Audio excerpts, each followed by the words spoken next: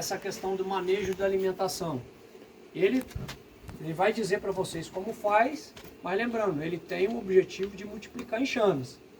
Então vai depender de cada pessoa se vai usar alimentação ou não. Como é que você faz assim? Explica ao pessoal. Eu faço alimentação de 1 por 1, água com açúcar, 1 quilo de açúcar, 1 litro d'água. Antigamente eu fervia, eu não fervo mais, só que porém açúcar demora a dissolver. Então por exemplo, eu faço 10 kg de açúcar de vez. Eu fervo 2 litros de água, coloco no balde com 8 litros de água fria, só para ela dar uma mornada, e boto os 10 kg de açúcar e bato naquela furadeira com o negócio de chetinha. Dissolve mais rápido. Senão você perde muito tempo ali e o açúcar fica posado no fundo. Questão do bombom de pólen. Esse ano é a primeira vez que eu estou usando, vou começar a usar.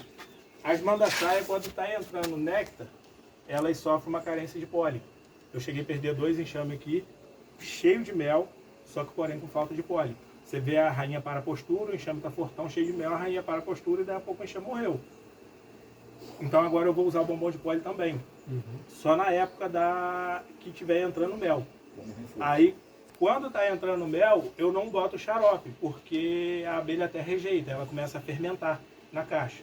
Então, eu vou usar bombom de pólen na época do mel, e na época que não tem o néctar, eu vou usar só o xarope. Eu, particularmente, prefiro na época da fome de mexer com as abelhas. Porque eu faço quando está entrando néctar, às vezes eu fico 30 dias sem mexer. Aí acontece que quando você vai ver, você já perdeu o enxame. E quando não está entrando, automaticamente eu mexo toda semana. Então eu vejo a abelha trabalhando. Para mim, eu prefiro na época. Até as divisão, eu costumo fazer divisão mais no período de fome. Que o pessoal não costuma fazer, né, Bruno? Isso que Verdade, divisões, verdade. né? Então eu, por exemplo, agora por falta de pólen, eu até parei de fazer minha divisão, entendeu? Meus enxames tudo bonitão começou a minguar. Mas isso varia de... A mandaçaia, ela é mais exigente com o negócio de pólen, ela necessita mais. A nordestina, por exemplo, ela armazena muito pólen, então não tem necessidade. A bugia também armazena. A observação é quase que tudo na abelha. E só para a gente concluir lá degustar o mel. Vocês vão ver muita coisa diferente do que a gente está falando, Assis, Bruno, todo mundo. Vocês vão ver muita coisa diferente. Vocês têm que levar em consideração o que a pessoa está falando, aonde que está, clima, a questão de umidade, né? Questão de temperatura, questão de alimentação, tudo influencia. Né? Ele está aperfeiçoando um método de multiplicação de enxame aqui na região dos lagos. Uma região que tem bastante umidade, tem um calor maior. Então lá no Caparaó vai ser totalmente diferente algumas coisas. Então tem que levar em consideração a temperatura, a questão do clima, a umidade, as espécies que vão se adaptar melhor. Evitem, é claro, de trazer espécies que não é do seu bioma. Isso aí não precisa da gente estar falando, apesar de muita gente fazer, gosta. Tudo bem, respeito quem traz. Mas aí você perde em eficiência. O objetivo é uma atividade ser comercial, ter lucro, seja com mel, seja com venda de enxame, né, seja com a produção de própolis, ou geoprópolis, produtos cosméticos, o que vocês quiserem. Mas se vocês querem eficiência, querem ter lucro, você tem que procurar trabalhar com as espécies que estão adaptadas ao seu lugar. Só reforçando, porque a gente vai ver muita coisa dentro de meliponicultura, muita gente que pensa diferente, mas você vai ver, o cara põe uma pitada de sal na alimentação para dar para uma abelha, aí você, pô, isso resolveu o meu problema, aí você vai copiar a receita. Mas só, pô, você está na região dos lagos, aqui tem problema de sal, de minerais. Era isso que eu ia falar. Não, lá da praia, você pega a marizia. Então você tem que construir um conhecimento, julgar o que o colega, um outro amigo que fala, não que ele esteja errado, não. Ele está certo na realidade dele. Então não tem quem está certo, não tem quem está errado. São verdades diferentes, posições diferentes. Isso o Bruno sempre debate nos vídeos dele do YouTube e nos grupos de WhatsApp, né, Bruno? Que tem os caras que chegam e querem impor que aquela forma dele é certa. Aí ele sempre deixa bem claro, você é certa na sua região. na região de outro pode não ser.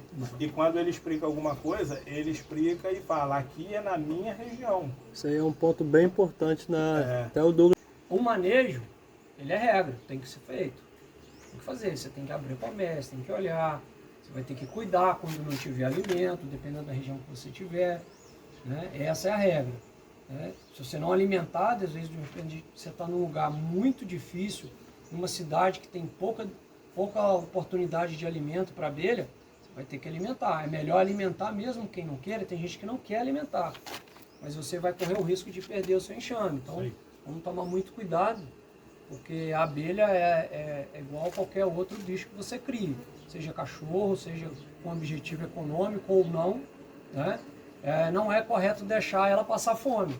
Ninguém deixa o cachorrinho passar fome, ninguém deixa lá o coelho que cria, o porquinho que cria, a vaca que cria passar fome. Então a gente também não tem que deixar a abelha passar fome. Está faltando alimento, você tem que fornecer, porque senão ela definha demais, corre risco do enxame morrer. Aí eu acho que por hoje a gente já viu muita coisa. Quem quiser ir tirando as dúvidas, a gente vai tirando. A gente vai para a parte do mel agora. A gente vê, escolhe o mel. Aqui Preciso do mel lá. Tem uma caixinha A que gente vai fazer a colheita. As mandaçaia aqui eu alimento ela direto e divido, alimento e divido. Chega uma época que começa a entrar muito néctar, ela rejeita o alimento. Então se você colocar, ela começa a fermentar. Quando chega essa época, eu paro de alimentar minhas abelhas e eu observo aquelas que eu deixei com a caixa vazia, elas enchem de mel. Esse mel eu sei que eu posso colher, que é mel. É o caso da caixa que a gente vai mexer aqui agora. Porque, por exemplo, uma caixa bonita igual o Douglas vai levar lá, tá cheia de mel. Aquilo ali é só alimento. Tem mel também, mas eu estou alimentando direto. Então, por isso que ela está turbinadona. Vocês viram que essa que a gente dividiu aqui não tem tanto mel igual aquela que ele vai levar lá. Entendeu? Já que igual aqui. ele... Eu forcei a alimentação porque eu levei pro sítio lá do rapaz igual, pra galera ver. No caso do pólen, como o Douglas falou, se você evita e dá. Mas, como ele falou, tem locais que talvez você vai ver que não está entrando e a abelha está defiando. Você vai ser obrigado a servir, no caso do bombom. O que eu aconselho? Exatamente. Vocês procurar uma fonte segura. Não ir na Shopee, pólen em pó R$60. Vocês vão estar procurando problema para os enxames. Cuidado com barato, Isso principalmente aí. na internet. Não existe nada barato. Todo mundo quer ganhar dinheiro. Isso aí. O cara que tem um produto bom, o cara que colhe mel, ele não vai para a beira da pista vender um litro Isso de mel aí. a 40, 50 reais. Ele não vai. O cara que produz o mel, ele está vendendo a 70 reais e ele está segurando para durar o ano todo. Pesquisar. Então, cuidado com mercadoria barata. Pesquisar também o Vamos lá, vamos para a parte. Finalizando aqui, pessoal, agora a gente vai para a aqui, colheita de mel. Assim, barato.